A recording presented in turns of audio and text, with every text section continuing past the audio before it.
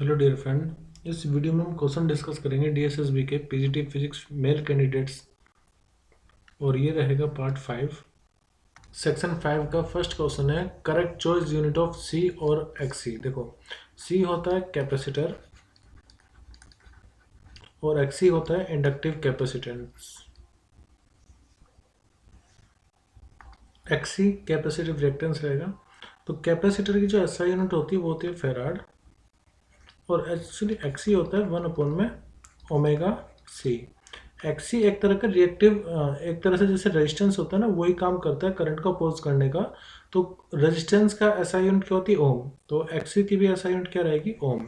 चाहे एक्सी हो या एक्सएल हो, एक्सएल ओमेगा एल होता है जो कि इंडक्टिव रिएक्टेंस होता है, उसकी भी एसआई यूनिट ओम रहेगी। रेजिस्टेंस की भी एसआई यूनिट ओम ही रहेगी। नेक्स्ट क्वेश्चन है in series LCR circuit the voltage drop across the resistance is equal to. तो पहले मैं आपको पूरा एलसीआर के बारे में सब कुछ कंप्लीटली बता देता हूँ, उसके बाद इस क्वेश्चन पर दोबारा आएंगे। देखो, सीरीज एलसीआर सर्किट में हम एक ले रहे हैं इंडक्टर जिसको एल से डिनोट करेंगे, एक कैपेसिटर जिसको सी से, और एक रेजिस्टेंस जिसको आर से हम डिनोट कर रहे हैं। अब इसमें एलसीआर सर्किट है, अल्टरनेटिंग सोर्स हम दे रहे हैं। मैं आपको एलसीआर की रेजोनेंस कंडीशन समझाऊंगा। पहले ये बताता हूँ, जैसे अगर मान लीजिए प्योरली इंडक्टिव सर्किट है एल, ठीक है, इसमें अल्टरनेटिंग सोर्स अगर आप लगाओगे तो यहाँ पर ये जो इंडक्टिव रिएक्टेंस होगा उसको एक्सएल से डिनोट करते हैं और उसकी वैल्यू होती है ओमेगा एल। और एक्सएल को आप 2 पाई एफ एल भी लिख सकते हैं। और अगर आप एक्सएल और फ्रीक्वेंसी के बीच में ग्राफ बनाएंगे, एक्सएल और फ्रीक्वेंसी के बीच में, तो स्ट्रेट लाइन आपको मिलेगी। ठीक है, ये बात हो रही है इंडक्टर के लिए, एल के लिए। अगर मान लीजिए आप सिर्फ एक कैपेसिटर कनेक्ट कर रहे हो अल्टरनेटिंग सोर्स से, तो इसमें जो कैपेसिटिव रिएक्टेंस होता है वो होता है एक्सी, जैसा भी फर्स्ट क्वेश्चन में हमने करा था। और एक्सी की वैल्यू होती है 1 में ओमेगा सी, 1 में ओमेगा सी, या फिर एक्सी बराबर होता है 1 में 2 पाई एफ सी। तो अगर आप यहाँ पर फ्रीक्वेंसी के बीच में ग्राफ बनाओगे, एक्सी और फ्रीक्वेंसी के बीच में ग्राफ बनाओगे, तो ये ग्राफ इस तरह से दिखेगा, हाइपरबोला टाइप। और यहाँ पर अगर कैपेसिटर की बात करें तो कैपेसिटर में करंट लीड करता है, करंट लीड्स। तो करंट लीड करेगा बाय दी π/2 रेडियन, यानी करंट आगे होगा, वोल्टेज पीछे होगी। लेकिन इंडक्टर में वोल्टेज लीड करती है करंट से, और यहाँ पर भी फेज डिफरेंस कितना होगा? π/2 रेडियन। वहीं अगर एक प्योरली रजिस्टर सर्किट है, यानी कि सिर्फ रेजिस्टेंस है, उसमें और कुछ नहीं है, तो यहाँ पर रेजिस्टेंस को जब आप कनेक्ट करोगे अल्टरनेटिंग सोर्स से, तो कोई भी फेज डिफरेंस आपको नहीं मिलेगा। वोल्टेज और करंट सेम फेज में रहेंगे, voltage and current remains in same phase, remains in phase कह सकते हैं। फाइव कितना हो जाएगा? 0। तो रजिस्टर में कोई फर्क नहीं होगा, मतलब कि वोल्टेज और करंट सेम टाइम पर सेम मैक्सिमम या मिनिमम वैल्यू एक्वायर करते हैं। तो देखो, यहाँ पर कौन लीड करेगा इंडक्टर में? वोल्टेज। यहाँ पर कैपेसिटर में करंट लीड करता है, तो वोल्टेज हमने उससे पीछे दिखाया हुआ है 90 डिग्री से। और रजिस्टर में दोनों ही सेम फेज में होते हैं। तो अगर मैं इनका फेजर डायग्राम बनाऊं, या अगर मैं पहले वेक्टर फॉर्म को लिखूं वोल्टेज में, तो ऐसा होगा कि VL तो ऊपर की तरफ हो गया, VL, ठीक है, नीचे रहेगा VC और इधर रहेगा VR। तो अगर मैं वोल्टेज के लिए इक्वेशन लिखूंगा तो देखो, ये दोनों वेक्टर अपोजिट डायरेक्शन में एंटी पैरेलल हैं, तो इसको आप रिड्यूस करके ऐसे भी लिख सकते हो, VL माइनस VC ऊपर रह जाएगा एक वेक्टर VL माइनस VC, और इधर आ जाएगा वोल्टेज अक्रॉस R। तो ऐसे में जो नेट वोल्टेज होगा, नेट वोल्टेज में उसको V से डिनोट कर देता हूँ, या नेट ए में भी बोल सकते हैं, V इक्वल टू हो जाएगा VR का स्क्वायर प्लस में VL माइनस VC का होल स्क्वायर। एक और चीज़, जब आपने सबको एलसीआर सर्किट में तीनों सीरीज में कनेक्टेड है, तो इनके अक्रॉस जो करंट रहेगा ना, वो रहेगा सेम, आई की वैल्यू सेम रहेगी तीनों में। लेकिन वोल्टेज इसके अक्रॉस VL होगा, इसके अक्रॉस VC और इसके अक्रॉस VR। तो यहाँ पर मैंने वही लिखा है, जो नेट वोल्टेज होगी वो हो जाएगा √VR का square plus VL minus VC का होल स्क्वायर। और अगर आप मान लीजिए रिएक्टेंस के लिए यहाँ पर ट्रायंगल बनाओगे, तो उसको मैं ट्रायंगल बनाएंगे, देखो इस तरह से, जैसे ऊपर हो जाएगा XL, नीचे हो जाएगा XC, और यहाँ पर रहेगा R। मैं मान के चल रहा हूँ कि लेट XL की वैल्यू ज़्यादा है XC से, तो इसी को मैं कैसे रिड्यूस करूँगा? दोनों एंटी पैरेलल वेक्टर, तो आप इसको ऐसे लिख सकते हैं, ऊपर XL माइनस XC और इधर आ जाएगा ये R। तो अगर मैं नेट इफेक्टिव इम्पिडेंस की बात करूँ, जेड की बात करूँ, तो जेड को हम कैसे निकालेंगे? देखो जेड इक्वल टू हो जाएगा इसमें आर का स्क्वायर। एक्चुअली जेड क्या है एक तरह से, इसके लिए अगर मैं देखूँ यहाँ पर तो ये हो गया हाइपोटेनियस, ये हो गया बेस आर, और ये परपेंडिकुलर हो जाएगा एक्सएल माइनस एक्सी। तो जेड की वैल्यू आएगी आर का स्क्वायर प्लस में एक्सएल माइनस एक्सी का होल स्क्वायर। ठीक है, तो एक तो ये हमें जरूरी याद रखना है कि इम्पिडेंस कितना होगा, एक नेट वोल्टेज क्या होगी, और करंट तो सेम रहेगा। अब देखो सीरीज रेजोनेंस में क्या होगा, रेजोनेंस में कैसी कंडीशन होती है, जब जो इम्पिडेंस होगा, मतलब ये मैं करेक्टरिस्टिक आपको बताऊंगा सारे, बहुत सारे। पहला करेक्टरिस्टिक ये होगा कि जो इम्पिडेंस होगा यानी कि जेड, वो रहेगा मिनिमम। अब वो मिनिमम कितना होगा वो मैं आपको बता देता हूँ। देखो जेड की इक्वल टू है root R square plus XL minus XC का होल स्क्वायर। हम किसी की भी वैल्यू को जीरो नहीं करेंगे, ना तो एक्सएल की, ना एक्सी को, ना आर की वैल्यू को। लेकिन हाँ, जेड की वैल्यू अगर आपको मिनिमम करनी है तो आप एक कंडीशन ये लगा सकते हो कि एक्सएल की वैल्यू एक्सी के अगर बराबर हो जाए, यानी कि जब एक्सएल की वैल्यू एक्सी के बराबर हो जाएगी तो जेड की वैल्यू मिनिमम आएगी। और वो मिनिमम वैल्यू कितनी आएगी? Z equal to R. ठीक है, कैसा आई? देखो मैंने कहा कि एक्सएल की वैल्यू एक्सी के बराबर हो गया, तो एक्सएल माइनस एक्सी कितना हो जाएगा? जीरो।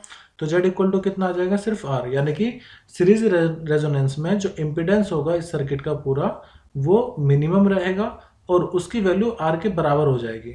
इसका मतलब जो पूरा सर्किट है वो प्योर कैपेसिटिव सर्किट की तरह बिहेव करेगा। मतलब सीरीज एलसीआर सर्किट रेजोनेंस में बिहेव करेगा as a pure resistive circuit, यानी कि series LCR circuit behave as pure resistive circuit। तो प्योर रेजिस्टिव सर्किट की तरह बिहेव करेगा, तो आपको बस एक रेजिस्टेंस मिलेगा सर्किट में उस समय, मतलब इस तरह से वो बिहेव कर रहा है, और वोल्टेज जो भी आप दे रहे होंगे। तो एक कंडीशन मैंने क्या बताई, जेड की वैल्यू मिनिमम होगी, जेड इक्वल टू आर हो जाएगा। वो कब होगा? जब एक्सएल की वैल्यू एक्सी के बराबर हो जाए। और देखो जब इम्पिडेंस मिनिमम हो गया है तो एक कंडीशन हमारे पास और आ जाएगी, क्या? कि करंट मैक्सिमम होगा। करंट मैक्सिमम होगा, ये बताता हूँ क्यों हुआ।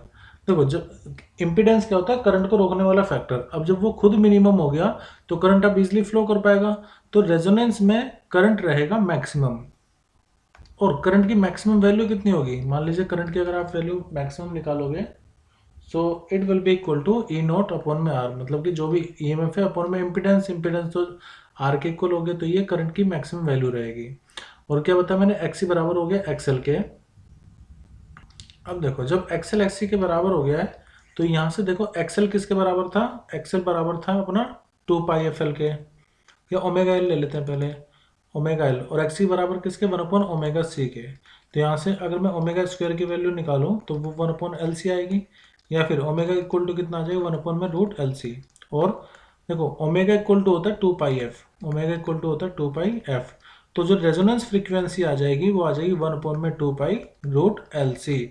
यानी कि एक और कंडीशन हमें पता चल गई, सीरीज रेजोनेंस में जो रेजोनेंस फ्रीक्वेंसी रहेगी एफ आर, वो रहेगी 1 अपॉन में 2 पाई रूट एल सी। यानी कि रेजोनेंस फ्रीक्वेंसी एल और सी पर डिपेंड करेगी। तो एक्सएल बराबर हो गया एक्सी के। तो अगर मान लीजिए फेज आप निकालोगे, मतलब यहाँ पर फेज डिफरेंस अगर आप फाइंड करोगे तो फाई कितना आएगा? तो सिक्स कंडीशन में फाई के बारे में बताता हूँ। जब एक्सएल माइनस एक्सी जीरो हो गया है, तो अगर मैं यहाँ पर कोस फाई लिखूँ, या इस ट्रायंगल में लिखूँ, या इसमें लिखूँ, तो देखो कोस फाई किसके बराबर होगा? इस ट्रायंगल में कोस थीटा होता है बेस अपॉन में हाइपो, यानी कि आर अपॉन में जेड। अब जब यहाँ पर रेजोनेंस में जेड की वैल्यू मिनिमम है, यानी कि वो आर के बराबर है, तो ये जेड को मैं आर लिख सकता हूँ। रेजोनेंस में बता रहा हूँ, सिर्फ मैं रेजोनेंस में जेड की वैल्यू आर के बराबर होगी, तो ये आगे 1। यानी कि रेजोनेंस में कोस फाई को हम पावर फैक्टर भी कहते हैं, पावर फैक्टर। तो रेजोनेंस में पावर फैक्टर की वैल्यू कितनी रहेगी? +1। अब जब कोस फाई की वैल्यू 1 है तो फाई की वैल्यू कितनी रहेगी? 0 डिग्री। वैसे भी मैंने आपको बताया था कि सीरीज रेजोनेंस में जो सर्किट है वो प्योर रेजिस्टिव सर्किट की तरह बिहेव करता है। और मैंने आपको ये भी बताया था कि प्योर रेजिस्टिव में वोल्टेज और करंट के बीच में कोई भी फेज डिफरेंस नहीं आता है। तो यहाँ से भी प्रूफ हो गया कि फाई की वैल्यू कितनी रहेगी? 0 डिग्री। तो इतनी सारी कंडीशन हमें पता चल गई। करंट मैक्सिमम रहेगा, इम्पीडेंस मिनिमम रहेगा, रेजोनेंस फ्रीक्वेंसी का फॉर्मूला हो जाएगा 1/2 पाई रूट एल सी। अगर हम करंट का वेरिएशन देखें फ्रीक्वेंसी के साथ, तो फ्रीक्वेंसी बढ़ाने पर पहले करंट की वैल्यू इंक्रीज करेगी, मैक्सिमम तक जाएगी, और मैक्सिमम कब होगा करंट रेजोनेंस पर, यानी कि जब फ्रीक्वेंसी एफ आर के इक्वल हो जाए या ओमेगा जो है वो 1/√LC के इक्वल हो जाए, इस पर्टिकुलर फ्रीक्वेंसी पर करंट मैक्सिमम मिलेगा। तो यहाँ पर हम फ्रीक्वेंसी देख रहे हैं, तो जब फ्रीक्वेंसी की वैल्यू ओमेगा आर के इक्वल आ जाएगी, यानी कि 1/√LC के इक्वल आ जाएगी, करंट मैक्सिमम मिलेगा। लेकिन एक और चीज़ है कि करंट, देखो अगर आप रेजिस्टेंस की वैल्यू हाई रख रहे हो तो करंट की वैल्यू लो रहेगी। वैसे भी वोल्टेज, करंट और रेजिस्टेंस एक दूसरे पर इन्वर्सली डिपेंड करता है, और लो रहेगी आर की वैल्यू तो करंट और भी ज़्यादा रहेगा। लेकिन फॉर अ पर्टिकुलर केस, अगर हम पर्टिकुलर रेजिस्टेंस ले रहे हैं एलसीआर सर्किट में, तो फ्रीक्वेंसी चेंज होने पर पहले करंट इंक्रीज होगा, मैक्सिमम वैल्यू अटेन करेगा, उसके बाद मिनिमम, मतलब उसके बाद वैल्यू कम होती जाएगी। वहीं अगर इम्पीडेंस की बात करें तो ठीक इसका उल्टा होगा। तो देखो, इम्पीडेंस की बात की जाए तो पहले फ्रीक्वेंसी इंक्रीज करने पर इम्पीडेंस कम होगा, ठीक उसका उल्टा हो रहा है। मिनिमम कब हो जाएगा इम्पीडेंस? रेजोनेंस फ्रीक्वेंसी पे। फिर उससे बाद अगर आप फ्रीक्वेंसी बढ़ाओगे तो इम्पीडेंस की वैल्यू फिर से इंक्रीज करने लगेगी। एक और चीज़, जो सीरीज रेजोनेंस सर्किट होगा वो एक्सेप्टर सर्किट की तरह बिहेव करेगा, क्योंकि वो सभी फ्रीक्वेंसी में से सिर्फ एक ही फ्रीक्वेंसी को एक्सेप्ट करेगा जो कि रेजोनेंस फ्रीक्वेंसी होगी, और रेजोनेंस फ्रीक्वेंसी पर करंट की वैल्यू रहेगी मैक्सिमम, इम्पीडेंस की वैल्यू रहेगी मिनिमम। एक और चीज़, जो पावर का अल्टरनेटिंग में पावर का फॉर्मूला होता है VRMS, IRMS और कोस फाई। तो यहाँ पर कोस फाई तो 1 हो जाएगा, तो पावर रेजोनेंस में सिर्फ VRMS और IRMS हो जाएगी।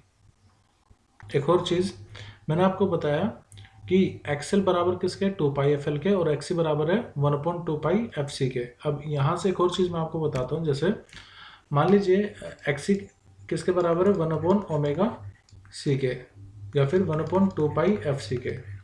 तो देखो, for DC current, DC current में जो फ्रीक्वेंसी होती है वो कितनी होती है, 0। तो XC की वैल्यू जो होगी वो कितनी हो जाएगी, 1/0, मतलब कि इन्फिनाइट। यानी कि DC करंट के लिए जो कैपेसिटर होगा वो इन्फिनाइट रेजिस्टेंस ऑफर करेगा। तो इसका मतलब ये है कि जो XC की वैल्यू बहुत ज़्यादा है, यानी कि रेजिस्टेंस बहुत ज़्यादा ऑफर करेगा, तो ऐसे में करंट की वैल्यू हो जाएगी 0, क्योंकि करंट इन्वर्सली कैपेसिटिव रिएक्टेंस पे डिपेंड करेगा। तो हम ये कह सकते हैं कि जो कैपेसिटर होता है वो DC करंट को ब्लॉक कर देता है। So we can say capacitor block DC but allows AC, क्योंकि DC के लिए फ्रीक्वेंसी 0 है तो XC की वैल्यू इन्फिनाइट हो जाएगी, करंट की वैल्यू 0 हो जाएगी। तो करंट, अगर DC करंट है तो वो कैपेसिटर के थ्रू फ्लो नहीं कर पाएगा। दूसरा, अगर हम इंडक्टर की बात करें, इंडक्टर में अगर फ्रीक्वेंसी AC सोर्स की फ्रीक्वेंसी यानी कि F बहुत हाई है, ठीक है, तो XL की वैल्यू जो होगी वो कितनी हो जाएगी, क्योंकि F की वैल्यू हाई है तो XL की वैल्यू भी हाई होगी। तो जो करंट होगा वो बहुत कम होगा या काफ़ी लो होगा। तो इसका मतलब ये होगा कि जो इंडक्टर होता है वो हाई फ्रीक्वेंसी पर ऑपरेट नहीं कर पाएगा, सही से हाई फ्रीक्वेंसी पे करंट को भेज नहीं पाएगा।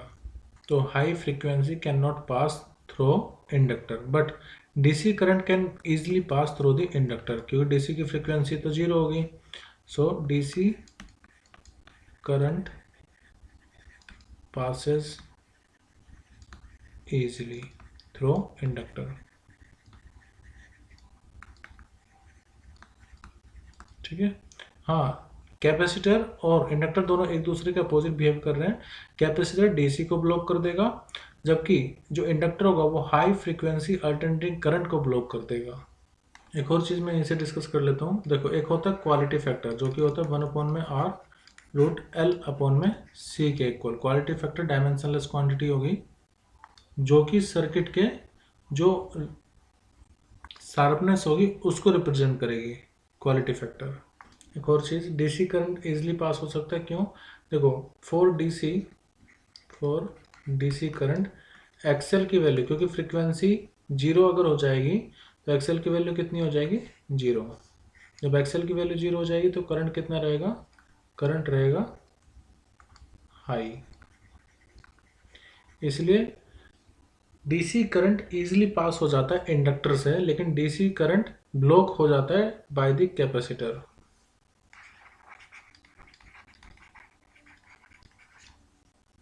तो इतनी चीज़ें हमने LCR सर्किट में सीखी, और हमने सीखा कि जो कैपेसिटर होगा वो किसको ब्लॉक कर देगा, तो कैपेसिटर ब्लॉक करेगा डायरेक्ट करंट को, डीसी को। एक और चीज़ मैं आपको बता देता हूँ, जब रेजोनेंस कंडीशन है, रेजोनेंस कंडीशन में एक्सएल की वैल्यू एक्सी के बराबर हो गई, और एक और कंडीशन यहाँ पर सेटिस्फाई होगी क्या, कि वीएल की वैल्यू वीसी के इक्वल हो जाएगी, यानी कि वीएल माइनस वीसी जीरो हो जाएगा। तो जो वोल्टेज अक्रॉस रजिस्टर होगा वो होगी जो भी आप बाहर से सोर्स से वोल्टेज भेजोगे उसी के इक्वल, यानी कि मैं कह सकता हूँ वी आर जो होगा वोल्टेज अक्रॉस रेजिस्टेंस, वो जो भी आउटपुट वोल्टेज है मतलब सोर्स वोल्टेज उसके इक्वल हो जाएगी।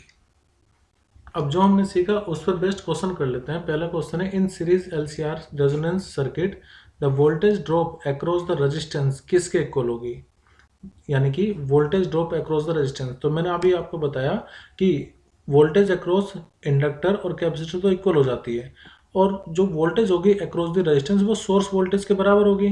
तो यहाँ पर जो सही आंसर होगा वो क्या होगा, सोर्स वोल्टेज का मतलब सप्लाई वोल्टेज।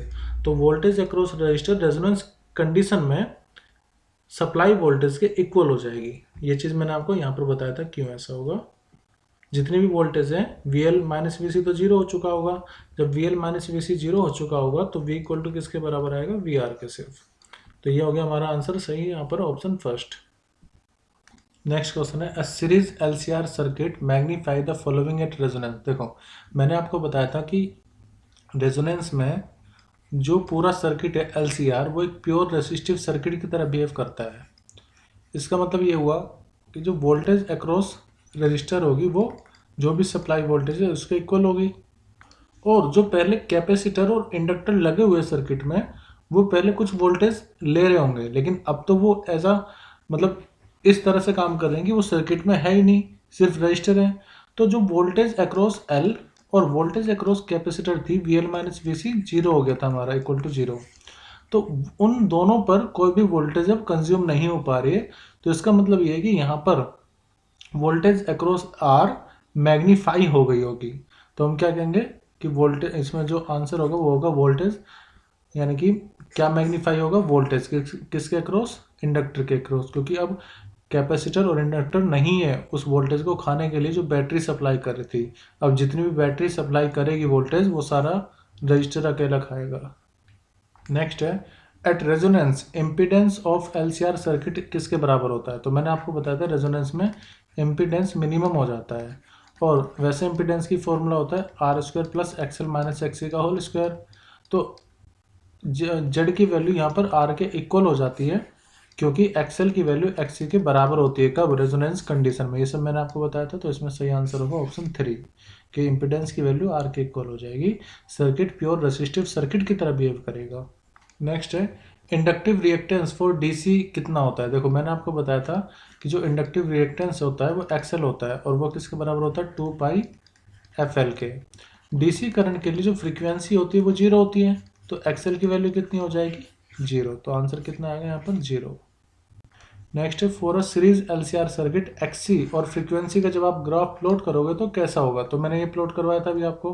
देखो एक्सी का फॉर्मूला क्या होता है, 1/2 पाई एफ सी, 1/2 पाई एफ सी, यानी कि जो एक्सी होगा वो इन्वर्सली फ्रीक्वेंसी पर डिपेंड करेगा। तो जब आप ग्राफ बनाओगे एक्सी और फ्रीक्वेंसी का तो कुछ इस तरह से आएगा, और ये नेचर क्या हो गया, ये हो गया हाइपरबोलिक। तो सही आंसर होगा ऑप्शन 4।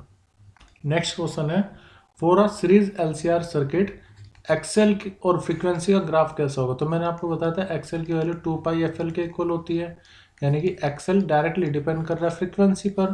तो जब आप ग्राफ प्लॉट करोगे तो अगर फ्रीक्वेंसी इंक्रीज होगी तो एक्सएल भी इंक्रीज होगा, तो आपको एक स्ट्रेट लाइन मिलेगी जिसकी स्लोप रहेगी पॉजिटिव। तो हमारा सही आंसर होगा ऑप्शन 2। नेक्स्ट क्वेश्चन है, कैपेसिटिव रिएक्टेंस डीसी के लिए कितना होगा। मैंने आपको बताया था जो कैपेसिटर होता है वो ब्लॉक कर देता है डीसी करंट को, ब्लॉक करता है किसको, डीसी को। रीजन क्या बताया था, देखो एक्चुअली जो एक्सी होता है वो होता है 1/2 पाई एफ सी, एक्सी की वैल्यू होती है 1/2 पाई एफ सी। अब डीसी करंट के लिए एफ की वैल्यू होती है जीरो। जब फ्रीक्वेंसी जीरो होगी तो एक्सी की वैल्यू कितनी आएगी, 1/0 मतलब इन्फिनिटी। तो इसका सही आंसर हो जाए इन्फिनाइट। अब एक्सी की वैल्यू इन्फिनाइट है, इसका मतलब क्या होगा, करंट की वैल्यू बहुत कम होगी या जीरो होगी, इसीलिए जो कैपेसिटर होता है वो ब्लॉक कर देता है डीसी करंट को। क्वेश्चन नंबर 13 है when the frequency applied to series LCR circuit is increase the impedance of the circuit क्या होगा। ये ग्राफ मैंने आपको बताया था। देखो ये ग्राफ है इम्पिडेंस और फ्रीक्वेंसी के बीच में, ये ग्राफ है करंट और फ्रीक्वेंसी के बीच में। तो इम्पिडेंस का देखा जाए, जब आप फ्रीक्वेंसी को इंक्रीज कर रहे हो तो इम्पिडेंस पहले डिक्रीज हो रहा है, मिनिमम हो जाएगा ओमेगा पर आर पर यानी कि रेजोनेंट फ्रीक्वेंसी पर, फिर उसके बाद इंक्रीज करेगा। तो इसमें यही पूछा था कि एलसीआर सर्किट में इम्पिडेंस किस तरह से फ्रीक्वेंसी पर डिपेंड करता है।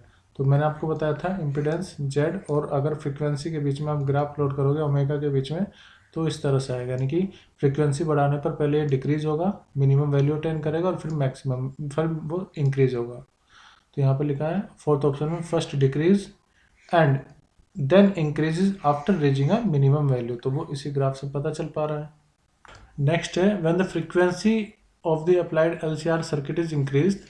इस बार करंट के बारे में पूछ लिया, तो करंट का मैंने आपको कुछ इस तरह से ग्राफ बताया था फ्रीक्वेंसी और करंट के बीच में, कि पहले जो करंट होता है वो इंक्रीज करेगा, मैक्सिमम वैल्यू अटेंड करेगा और फिर डिक्रीज करेगा। मैक्सिमम वैल्यू कब अटेंड करता है, रेजोनेंस कंडीशन में, यानी कि जब फ्रीक्वेंसी रेजोनेंट फ्रीक्वेंसी के इक्वल हो जाए। तो हमारा सही आंसर होगा पहले इंक्रीज करेगा देन डिक्रीज करेगा after reaching the maximum value. मतलब इम्पीडेंस का ठीक उल्टा रहेगा, इसमें इम्पीडेंस में ये रहता है। नेक्स्ट है इनमें से कौन सा ऐसा है जो कि अपने ऑपरेशन के लिए फ्रीक्वेंसी पे डिपेंड नहीं करता। तो अगर मैं कैपेसिटर की बात करूं तो कैपेसिटर में 1/2 पाई एफ सी आता है, यानी कि कैपेसिटर में जो भी ऑपरेशन होगा वो फ्रीक्वेंसी पे डिपेंड करेगा। इंडक्टर में एक्सएल बराबर 2 पाई एफ एल होता है, तो एक्सएल फ्रीक्वेंसी पे डिपेंड कर रहा है, तो यहाँ पर भी जो भी एक्शन होगा वो फ्रीक्वेंसी पे डिपेंड करेगा। एसी वोल्टेज सोर्स की अगर अब मैं इक्वेशन बताऊँ तो V not sine omega T या 2 पाई एफ टी होता है, तो वोल्टेज भी फ्रीक्वेंसी पे डिपेंड करेगी। लेकिन जो रेजिस्टेंस होता है ना रजिस्टर, वो फ्रीक्वेंसी पे डिपेंड नहीं करता है। नेक्स्ट है in series LCR circuit the magnitude of the voltage drop across L किसके बराबर हो जाती है, वीएल किसके बराबर हो जाती है। तो मैंने आपको बताया था वीएल बराबर हो जाता है वीसी के, क्योंकि नेट वोल्टेज क्या होती है वी आर का square plus V L minus V C का होल स्क्वायर। तो यहाँ पर वी एल और वी सी इक्वल हो जाता है, तो यहाँ पर क्या आएगा वोल्टेज अक्रॉस कैपेसिटर। तो जितने भी क्वेश्चन एलसीआर सर्किट से पूछे गए थे वो सब हमने कर लिए हैं। अब बाकी क्वेश्चन कर लेते हैं। क्वेश्चन नंबर 4 है कि ईएमएफ किसकी यूनिट होती है। तो ईएमएफ यूनिट होती है, sorry correct unit of electromotive force. EMF की यूनिट क्या होती है, तो ईएमएफ की यूनिट होती है वोल्टेज, यानी कि वोल्ट। तो सही आंसर होगा ऑप्शन 4। एक्चुअली जैसे आपके पास कोई बैटरी है तो उसके टर्मिनल के अक्रॉस जो पोटेंशियल डिफरेंस होता है उसको हम ईएमएफ बोलते हैं, ओपन सर्किट में कह सकते हैं। तो ईएमएफ का जो एसआई यूनिट होगी वो क्या रहेगी वोल्ट। क्वेश्चन नंबर 8 है इन इंडिया इलेक्ट्रिक पावर किस फ्रीक्वेंसी पे डिस्ट्रीब्यूट की जाती है। तो फैक्चुअल क्वेश्चन है 50 हर्ट्ज पर। नेक्स्ट क्वेश्चन है which kind of loss in transformer frequency पे जो डिपेंड नहीं करता। तो जो कॉपर लॉस होता है वेरियस लॉस होते हैं जैसे हिस्टैरिसीस लॉस, तो कॉपर लॉस फ्रीक्वेंसी पे डिपेंड नहीं करेगा। Total loss in the transformer किसका सम होता है, तो वो हिस्टैरिसीस और जो एडी करंट होता है उसका लॉस होगा। क्वेश्चन नंबर 14 है कि which of the following transformer has output voltage greater than it's input. देखो जैसे मान लेते हैं ये प्राइमरी कॉइल है और ये सेकेंडरी। अगर आपको आउटपुट पर वोल्टेज ज़्यादा चाहिए इनपुट से, तो ऐसे में आपको जो नंबर ऑफ टर्न्स हो गए सेकेंडरी कॉइल में वो ज़्यादा होना चाहिए number of turns in the primary coil.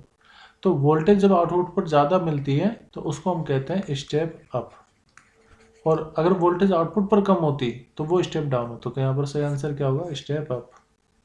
दूसरा जो वोल्टेज होगी ना आउटपुट पर उसका रेशो इनपुट के साथ वो बराबर होगा number of turn in the secondary coil upon number of turns in the primary coil. जबकि करंट का इसके साथ उल्टा होता है, करंट यहाँ पर इनपुट का आएगा और यहाँ पर आउटपुट करंट। और N H upon N P के रेशियो को हम ट्रांसफॉर्मर रेशियो भी कहते हैं, के से डिनोट करते हैं। अगर के की वैल्यू 1 से ग्रेटर है तो वो रहेगा स्टेप अप ट्रांसफॉर्मर, और के की वैल्यू अगर 1 से कम है तो वो स्टेप डाउन ट्रांसफॉर्मर होता है, स्टेप डाउन। नेक्स्ट है आपको एल और एक्सएल की यूनिट बतानी है। तो एक्सएल तो क्या है जो करंट को रोकता है, करंट को कौन रखता है एक तरह से जो जैसे रेजिस्टेंस फैक्टर होता है ना वही, तो इसकी यूनिट तो रहती है ओम, ये मैंने आपको शुरुआत में बताया था। एल यानी कि इंडक्टर जिसकी यूनिट होती है हेनरी। यहाँ पर सही आंसर हो जाएगा ऑप्शन 4 हेनरी और ओम। नेक्स्ट क्वेश्चन है करंट की इक्वेशन दी हुई है I = 10 sin 314t। आपको बताना फ्रीक्वेंसी कितनी होगी। तो अगर इसको हम जनरल इक्वेशन से कंपेयर करें तो ये होती है I=I0 साइन ओमेगा टी।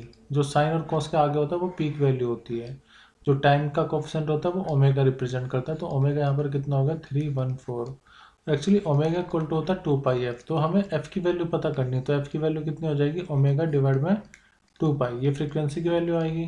तो ओमेगा कितना अपने पास 314 डिवाइड कर दो 2 इंटू पाई की वैल्यू होती है 3.14। जब आप इसको सॉल्व करोगे तो ये आएगा 50 हर्ट्ज के अराउंड। तो अपना आंसर होगा ऑप्शन 2। नेक्स्ट क्वेश्चन है according to Faraday law of electromagnetic induction EMF is induced in a circuit whenever. देखो जब कभी ईएमएफ का फॉर्मूला मैं आपको बता दूं अकॉर्डिंग टू फैराडे लॉ, ये होता है माइनस के d∅/dt।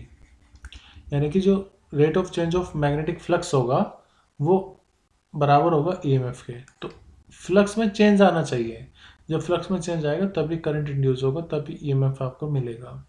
तो इसमें पूछ रहा है according to Faraday law of EMI an EMF is induce in a conductor. कब होगा? तो जब कहीं से फ्लक्स चेंज होगा। फ्लक्स कब चेंज होगा? जब मैग्नेटिक फ्लक्स कट करेगी। जैसे मान लीजिए कोई सरफेस एरिया है, इससे magnetic field number of magnetic field line इससे कुछ कट कर रही है और वो चेंज हो रहा है नंबर ऑफ फील्ड लाइन, तो वहाँ पर ईएमएफ जनरेट होगा।